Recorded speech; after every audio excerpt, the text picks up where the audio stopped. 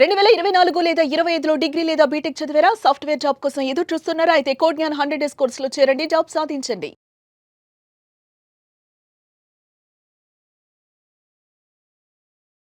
నమస్కారం, welcome to Suman TV. నేను మీ anchor సిరి. Insurance company వాళ్ళు ఇన్సూరెన్స్ తీసుకోండి అని ఫోర్స్ చేస్తూ ఉంటారు. మరి అలాంటి సందర్భాల్లో ఎవరైనా కూడా లిక్కర్ తీసుకొని కనుక అనుకోని సందర్భాల్లో యాక్సిడెంట్ అయ్యి ప్రమాదం శాత్తు మరణించిన సందర్భాల్లో ఇన్సూరెన్స్ మేము ఇవ్వము అని చెప్తూ ఉన్నారు ఇన్సూరెన్స్ కంపెనీ వాళ్ళు. మరి అది లీగల్ పరంగా కరెక్టేనా? దీని గురించి రీసెంట్ గానే కోల్కతా హైకోర్టు అయితే కీలకమైన తీర్పునైతే ఇవ్వడం జరిగింది. దాని గురించి క్లారిటీ ఇన్ఫర్మేషన్ ఇవ్వడానికి మనతో పాటు ఉన్నారు హైకోర్టు అడ్వకేట్ అలగిరి రమణనాథ్ గారు. అడిగి తెలుసుకునే ప్రయత్నం చేద్దాం.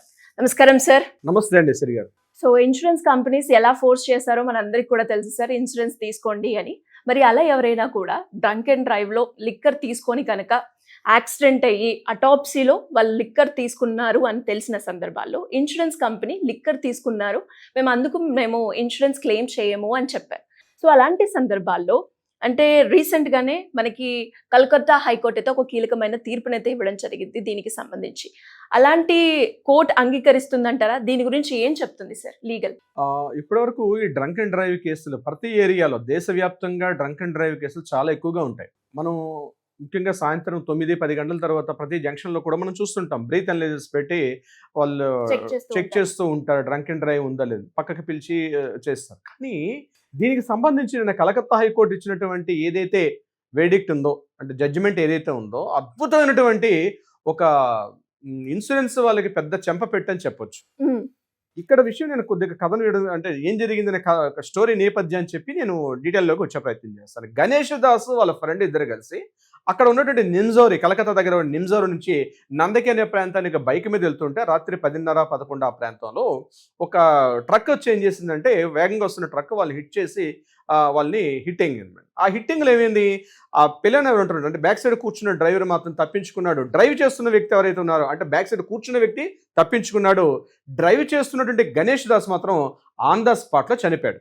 చనిపోయిన తర్వాత పోలీసులు ఆ కేసును నమోదు చేసి తీసుకెళ్ళి గవర్నమెంట్ హాస్పిటల్లో పెడితే అటాప్సీలో ఏం తెలిసిందంటే అతను డ్రంక్ అండ్ డ్రైవ్ చేశాడు, అతను లిక్కర్ తీసుకున్నాడని తెలిసింది. ఈ సంఘటన జరిగింది 2020లో జరిగింది, 2020లో జరిగింది. తర్వాత వీళ్ళు ఏం చేశారంటే ఇతనికి ఒక ఇన్సూరెన్స్ కంపెనీలో ఇతను దానికి సంబంధించి ఇతను క్లెయిమ్ కూడా చేసుకున్నాడు. ఇతను లైఫ్ ఇన్సూరెన్స్ కూడా ఉంది. సో లైఫ్ ఇన్సూరెన్స్ సుమారుగా 12 లక్షల రూపాయలు లైఫ్ ఇన్సూరెన్స్ రావాలి. అయితే వాళ్ళు ఏమన్నారంటే డ్రంక్ అండ్ డ్రైవ్ చేసి అతను చనిపోయాడు కాబట్టి మేము ఇతనికి ఇచ్చే అవకాశం లేదు, ఎందుకంటే ఆ యొక్క ఇన్సూరెన్స్ ఏదైతే ఉందో ఆ క్లెయిమ్ని ఆ ఇన్సూరెన్స్ కంపెనీ రిజెక్ట్ చేసింది. దీని మీద లోకల్ కోర్టు మీద ఆర్గ్యుమెంట్స్ అయినాయి. దాని తర్వాత రిజెక్ట్ చేసిన తర్వాత ఈ ఇష్యూ మెల్లగా లోకల్ కోర్టు నుంచి హైకోర్టు వరకు చేరిన తర్వాత దీని మీద విచారణ చేపట్టినటువంటి జడ్జి గారు బి స్వరూప్ చౌదరి గారు ఇచ్చినటువంటి ఏదైతే వేడిక్ట్ జడ్జిమెంట్ ఏదైతే ఉందో ఎక్సలెంట్ జడ్జిమెంట్ చెప్పడం జరిగింది. దీని మీద అంటే మన పబ్లిక్ ప్రాసిక్యూటర్ కూడా వాదించడం జరిగింది. ఆ రెండు వాదపోదలిన తర్వాత ఆయన ఇచ్చినటువంటి జడ్జిమెంట్ ఏంటంటే, డ్రంక్ అండ్ డ్రైవ్ చేసి చనిపోయినంత మాత్రాన మృతుడు అటాప్సీ రిపోర్ట్లో వీడు లిక్కర్ తీసుకొని చనిపోయినంత మాత్రాన ఇన్సూరెన్స్ క్లెయిమ్ని ఆపే అవకాశం ఎట్టి పరిస్థితుల్లో లేదు అని చెప్పి ఆయన చెప్పడం జరిగింది. ఈవెన్ దో అతను లిక్కర్ తీసుకున్నప్పటికి కూడా, అటాప్సీలో లిక్కర్ తీసుకున్నాడని చెప్పినప్పుడు కూడా ఇన్సూరెన్స్ కంపెనీ వాళ్ళు ఎక్కడెక్కడ ఎగ్జిట్ అయిపోదాం అని చూస్తుంటారు. కట్టించుకునేటప్పుడు మాత్రం రకరకాల ఏం లేదు, సింపుల్గా మీరు కట్టేసేయండి అని చెప్తారు. మనం అంతా ఇయర్లీ కడుతూ ఉంటాం ప్రీమియమ్స్. కానీ ఎలా తప్పించుకుందామని వాళ్ళ ఆప్షన్స్ వెతుక్కుంటుంటారు.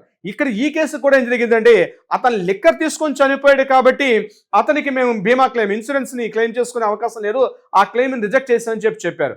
దీని మీద ఇచ్చినటువంటి జడ్జిమెంట్ ఏంటంటే కేవలం అతను లిక్కర్ తీసుకొని చనిపోయాడు అన్నటువంటి విషయాన్ని మనం చెప్పినంత మాత్రాన క్లెయిమ్ చేయడానికి అతను రిజెక్ట్ చేసే అవకాశం మీకు లేదు అని చెప్పడం. ఎందుకంటే అక్కడ ఉన్నటువంటి పీపీ గారు ఏం మాట్లాడడం జరిగిందంటే, యాక్చువల్గా ఏం జరిగింది, ఒక 100 mlకి 30 ml కన్నా ఎబో తాగితేనే డ్రంక్ అండ్ డ్రైవ్ కేసుగా చెప్తారు. బిలో 30 ml ఉంటే ఈవెన్ దో లిక్కర్ తీసుకున్నా, అతను లిక్కర్ తీసుకున్నప్పటికి కూడా అక్కడ బిలో 30 ml వస్తే బ్రీత్ అనలైజర్లో పంపిస్తారు. కానీ ఇక్కడ ఇతను చనిపోయాడు వ్యక్తి, అటాప్సీ రిపోర్ట్లో 30 ml తీసుకున్నాడా, ఎబో 30 ml తీసుకున్నాడా అన్నది మనం క్లెయిమ్ చేయలేం. అతను లిక్కర్ తీసుకున్నాడు మాత్రం తెలుస్తుంది. కానీ బ్రీత్ అనలైజర్లో మాత్రం మనకు క్లాజ్ ఉంది. సెక్షన్ మోటార్ వెహికల్ అంటే మనకు మోటార్ వెహికల్ చట్టం ఉంది. చట్టంలో సెక్షన్ 185 క్లియర్గా చెప్తుంది, బిలో 30 ml తీసుకుంటేనే అతను లిక్కర్ తీసుకున్నాడు కాబట్టి అతను ఎగ్జిట్ చేయొచ్చు. ఎబో 30 ml తీసుకుంటే అతను ఈజీగా మనం పాస్ ఆన్ చేయొచ్చు. మరి ఇక్కడ 30 ml తక్కువ తీసుకున్నాడా లేదు ఎబో 30 ml తీసుకుంటే ఇప్పుడు చనిపోయిన వ్యక్తి వచ్చి తనకు తానుగా బ్రీత్ అనలైజర్ చేయలేం, అలా అని చెప్పి అతన్ని అక్కడ ఆ విషయం తెలియదు కాబట్టి, అతను చనిపోయిన వ్యక్తి వచ్చి ఇక్కడ మాట్లాడలేడు కాబట్టి కేవలం ఆ ఒక్క కారణాన్ని చూపిస్తూ లిక్కర్ తీసుకున్నాడు అని బ్లైండ్ గా సింపుల్, అతను లిక్కర్ తీసుకున్నాడు కాబట్టి రిజెక్ట్ చేయాలి అని ఒక బ్లైండ్ గా మనం ఇక్కడ ఇవ్వలేము కాబట్టి తప్పనిసరిగా గణేష్ దాస్ కి 11,50,000 రూపాయలు ఇవ్వమని చెప్తూ 2021 నుంచి ఈ రోజునంటే నిన్న December 13th judgement, December 12th judgement వచ్చింది.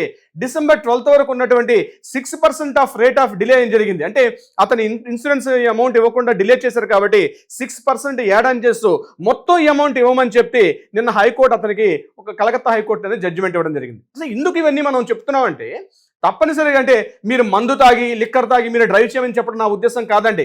ఇక్కడ గుర్తుపెట్టుకోండి, డ్రంక్ అండ్ డ్రైవ్ చేయడం చాలా తప్పు. మీరు డ్రంక్ చేశారంటే తప్పనిసరిగా వెహికల్ ఎక్కడ 2 వీలర్ అయినా 4 వీలర్ అయినా ఎట్టి పరిస్థితిలో చేయకూడదు. కానీ గుర్తుపెట్టుకోండి, ఇన్సూరెన్స్ కంపెనీకి సంబంధించిన మ్యాటర్ కాబట్టి మనం ఇక్కడ డిస్కస్ చేస్తున్నాం. ఇక్కడ నా ఉద్దేశం దీని గురించి మాట్లాడుతున్నాం అంటే మాకేదో అవకాశం ఉంది కాబట్టి మేము మందు తాగింది అంటే ఇక్కడ మీ ప్రాణం కన్నా ఏది ఎక్కువ కాదు. గుర్తుపెట్టుకోండి, మీ ప్రాణం కన్నా ఏది ఎక్కువ కాదు. సో మందు తాగి జర్నీ చేయమని చెప్పడం నా ఉద్దేశం కాదు.